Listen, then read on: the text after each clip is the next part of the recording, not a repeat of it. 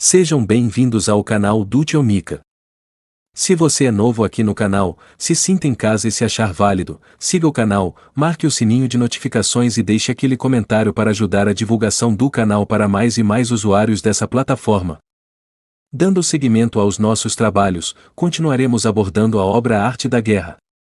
E nesse vídeo, traremos mais 2 capítulos desse magnífico trabalho histórico e militar. Sobre a distribuição dos meios, as manobras militares são o resultado dos planos e estratégias na maneira mais vantajosa para ganhar. Determinam a mobilidade e eficiência das tropas. Se vais colocar teu exército em posição de observar ao inimigo, atravessa rápido as montanhas e vigia-os de um vale. Considera o efeito da luz e mantenha-te na posição mais elevada do vale. Quando combateres numa montanha, ataca de cima para baixo, e não o contrário. Combate estando costa abaixo e nunca costa acima. Evita que a água divida tuas forças, afasta-te das condições desfavoráveis o quanto antes. Não enfrentes os inimigos dentro da água, é conveniente deixar que passem a metade de suas tropas e nesse momento dividi-las e atacá-las. Não te situes rio abaixo. Não caminhes contra da corrente, nem em contra o vento. Se acampas na beira de um rio, teus exércitos podem ser surpreendidos de noite, empurrados para se afogar ou se lhes pode colocar veneno na corrente. Tuas barcas não devem ser amarradas corrente abaixo, para impedir que o inimigo aproveite a corrente lançando seus barcos contra ti. Se atravessa pântanos, faça-o rapidamente. Se te encontras frente a um exército em meio de um pântano, permanece próximo de suas plantas aquáticas ou respaldado pelas árvores. Em uma planície, toma posições que sejam fáceis de manobrar, mantendo as elevações do terreno atrás e à tua direita, estando as partes mais baixas diante e as mais altas atrás. Geralmente, um exército prefere um terreno elevado e evita um terreno baixo, aprecia a luz e detesta a escuridão. Os terrenos elevados são estimulantes, e portanto, a gente se acha a gosto em eles, ademais são convenientes para adquirir a força do ímpeto. Os terrenos baixos são úmidos, o qual provoca enfermidades e dificulta o combate. Cuida da saúde física de teus soldados com os melhores recursos disponíveis. Quando não existe a enfermidade em um exército, se disse que este é invencível. Onde haja montículos e terraplanos, situa-te em seu lado ensolarado, mantendo-os sempre à tua direita e atrás. Colocar-se na melhor parte do terreno é vantajoso para uma força militar. A vantagem em uma operação militar consiste em aproveitar-se de todos os fatores benéficos do terreno. Quando chove, rio acima a corrente traz consigo a espuma, se queres cruzá-lo, espera que acalme. Sempre que um terreno apresente barrancos infranqueáveis, lugares fechados, armadilhas, riscos, grutas e prisões naturais, deves abandoná-lo rapidamente e não te aproximes dele. No que me concerne, sempre me mantenho distante destes acidentes do terreno, de maneira que os adversários estejam mais perto que eu deles, ou dou a face a estes acidentes, de maneira que fiquem às costas do inimigo. Então estás em situação vantajosa, e ele tem condições desfavoráveis.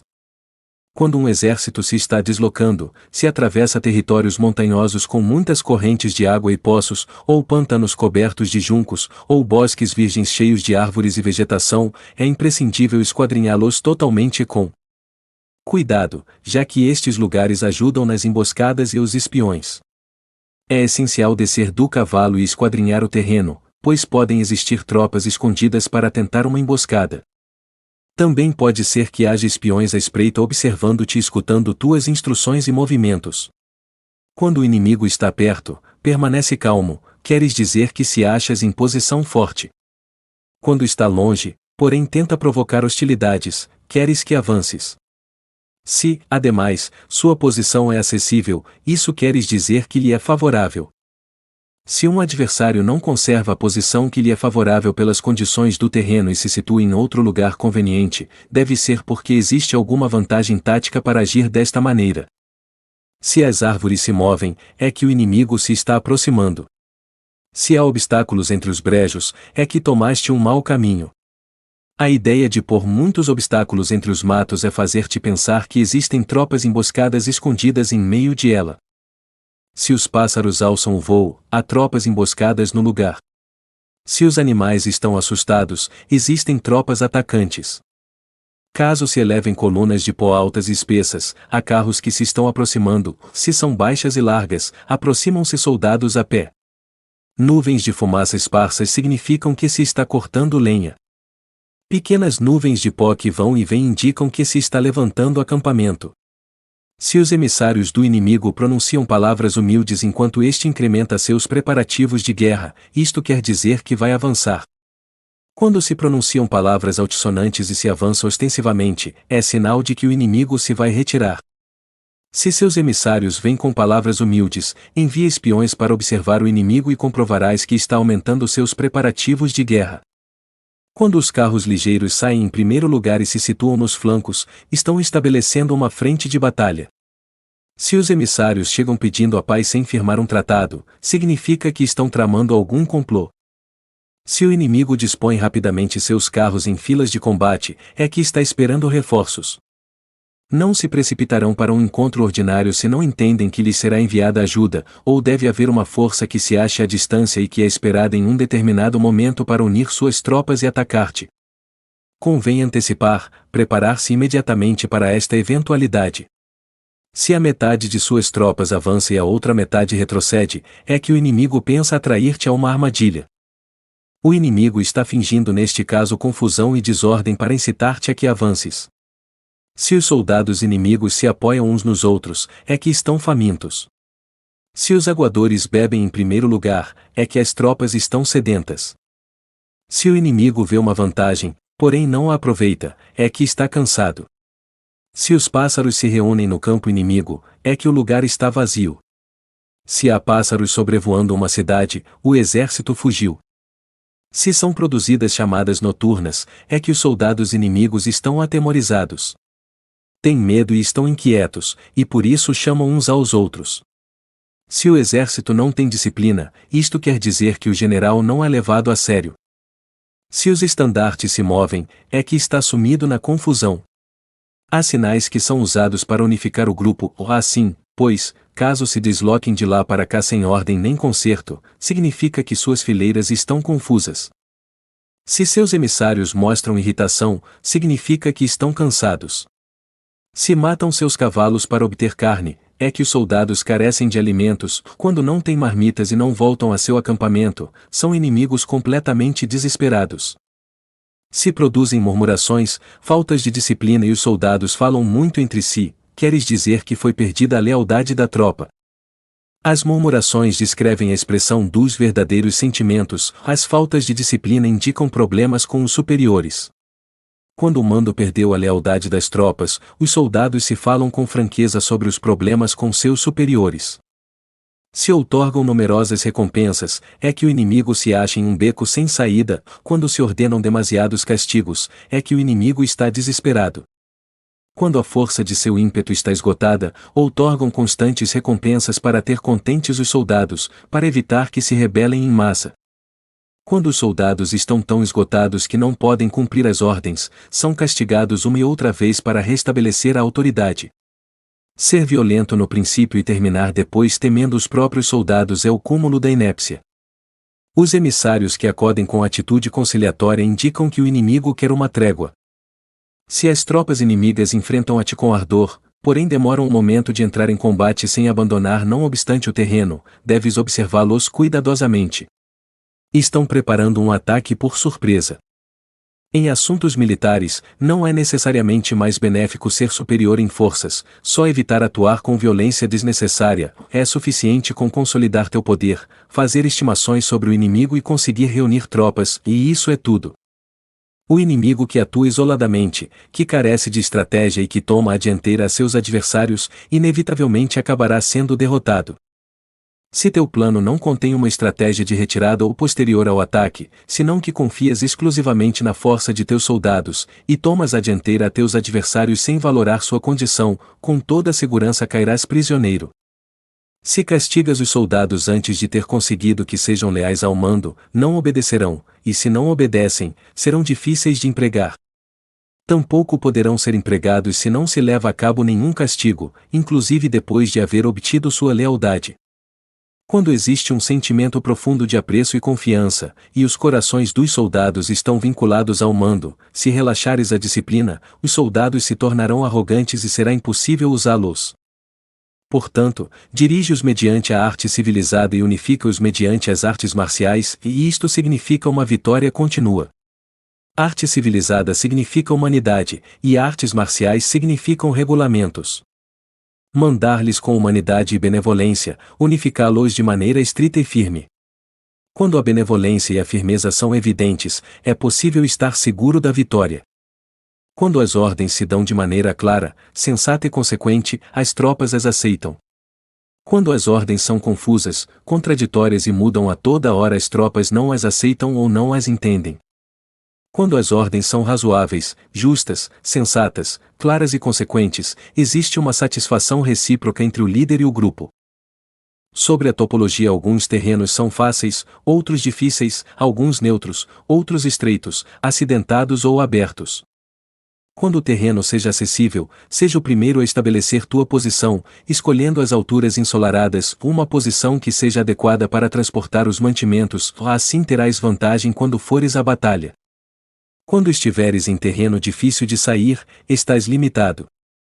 Neste terreno, se teu inimigo não está preparado, podes vencer se segues adiante, porém se o inimigo está preparado e segues adiante, terás muitas dificuldades para retornar de novo a ele, o que contará contra ti. Quando é um terreno desfavorável para ambos, disse que é um terreno neutro. Em um terreno neutro, inclusive se o adversário te oferece uma vantagem, não te aproveites de ela, retira-te, induzindo a sair a metade das tropas inimigas, e então cai sobre ele aproveitando-te desta condição favorável. Em um terreno estreito, se és o primeiro a chegar, deves ocupá-lo totalmente e esperar o adversário. Se ele chega antes, não o persiga e se bloqueia os desfiladeiros. Persiga-o só se não os bloqueia. Em terreno acidentado, se és o primeiro a chegar, deves ocupar seus pontos altos e ensolarados e esperar o adversário. Se este já os ocupou antes, retira-te e não o persigas. Em um terreno aberto, a força do ímpeto se encontra igualada, e é difícil provocar-lhe a combater de maneira desvantajosa para ele. Entender estas 6 classes de terreno é a responsabilidade principal do general, e é imprescindível considerá-los. Estas são as configurações do terreno, os generais que as ignoram saem derrotados. Assim, pois, entre as tropas estão as que fogem, que se retraem, as que se derrubam, as que se rebelam e as que são derrotadas. Nenhuma destas circunstâncias constituem desastres naturais, senão que são devidas aos erros dos generais. As tropas que têm o mesmo ímpeto, porém que atacam em proporção de 1 contra 10, saem derrotadas. Os que têm tropas fortes, porém cujos oficiais são débeis, ficam retraídos. Os que têm soldados débeis ao mando de oficiais fortes, ver-se-ão em apuros. Quando os oficiais superiores estão encolerizados e são violentos, e enfrentam o inimigo por sua conta e por despeito, e quando os generais ignoram suas capacidades, o exército desmoronará. Como norma geral, para poder vencer ao inimigo, todo o mando militar deve ter uma só intenção e todas as forças militares devem cooperar. Quando os generais são débeis e carecem de autoridade, quando as ordens não são claras, quando oficiais e soldados não têm solidez e as formações são anárquicas, produz-se revolta.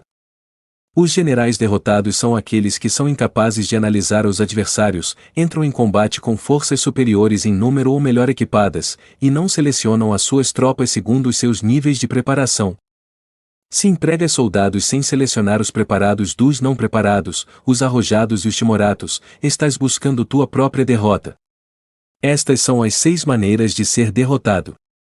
A compreensão de estas situações é a responsabilidade suprema dos generais e devem ser consideradas.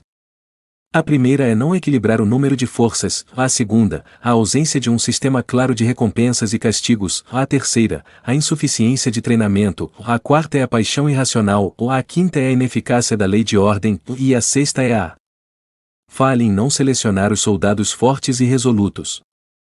A configuração do terreno pode ser apoio para o exército. Para os chefes militares, o curso da ação adequada é avaliar o adversário para assegurar a vitória e calcular os riscos e as distâncias. Saem vencedores os que lideram batalhas conhecendo estes elementos, saem derrotados os que lutam ignorando-os. Portanto, quando as leis da guerra assinalam uma vitória segura é claramente apropriado começar batalha, inclusive se o governo tenha dado ordens de não atacar. Se as leis da guerra não indicam uma vitória segura, é adequado não entrar em batalha, mesmo que o governo tenha dado a ordem de atacar. Deste modo se avança sem pretender a glória, se ordena a retirada sem evitar a responsabilidade, com o único propósito de proteger a população e em benefício também do governo, ou assim se presta um serviço valioso à nação. Avançar e retirar-se contra das ordens do governo não se faz em interesse pessoal, senão para salvaguardar as vidas da população e no autêntico benefício do governo. Servidores de este talhe são muito úteis para um povo. Olha por teus soldados como olhas a um recém-nascido, ou assim estarão dispostos a seguir-te até os vales mais profundos. Cuida de teus soldados como cuidas de teus queridos filhos, e morrerão gostosamente contigo. Porém, se és tão amável com eles que não os podes utilizar, se és tão indulgente que não lhes podes dar ordens, tão informal que não podes discipliná-los, teus soldados serão como crianças mimadas, e portanto, imprestáveis. As recompensas não devem ser usadas sóis, nem deve confiar-se somente nos castigos. Caso contrário, as tropas, como crianças mimadas, se acostumam a desfrutar ou a ficar ressentidas por tudo. Isto é danoso e os torna imprestáveis. Se sabes que teus soldados são capazes de atacar, porém ignoras se o inimigo é invulnerável a um ataque, tens só a metade de possibilidades de ganhar. Se sabes que teu inimigo é vulnerável a um ataque, porém ignoras se teus soldados são capazes de atacar, só tens a metade de possibilidades de ganhar. Se sabes que o inimigo é vulnerável a um ataque, e teus soldados podem levá-lo a cabo, porém ignoras se a condição do terreno é favorável para a batalha, tens a metade de probabilidades de vencer. Portanto, os que conhecem as artes marciais não perdem tempo quando efetuam seus movimentos, nem se esgotam quando atacam. Devido a isto se diz que quando conheces a ti mesmo e conheces os demais, a vitória não é um perigo, quando conheces o céu e a terra, a vitória é inesgotável. Chegamos ao final de mais um vídeo. Espero que todos tenham aproveitado cada segundo desse vídeo. Até a próxima.